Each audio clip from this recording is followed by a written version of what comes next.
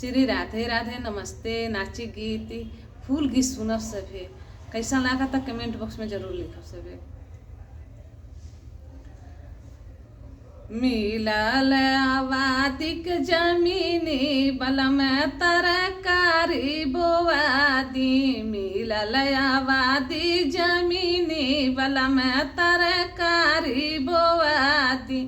एक में बोअबै आलू गोभी, एक में बोअती आलू गोभी, एक और बोअती पुदीना बलम तरकारी बोवादी। मिलल आबादी जमीनी बलम तरकारी बोवादी।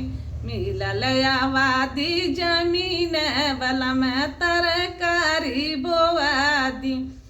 उहो तरकारी हम ननदा के भेजब, आलू और गोभी हम ननदा के भेजब। अरे आलू गोभी खा के ले आई है निशानी बलम तरकारी बोवादी। मिलल आबादी जमीनी बलम तरकारी बोवादी।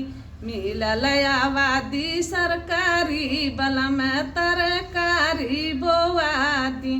वो तरकारी हम पट्टीदारी में बटब, वो तरकारी पट्टीदारी में बटब।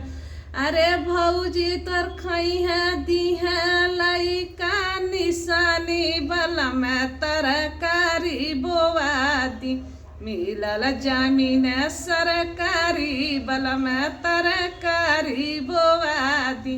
मिलल जमीन सरकारी बलम तरकारी बो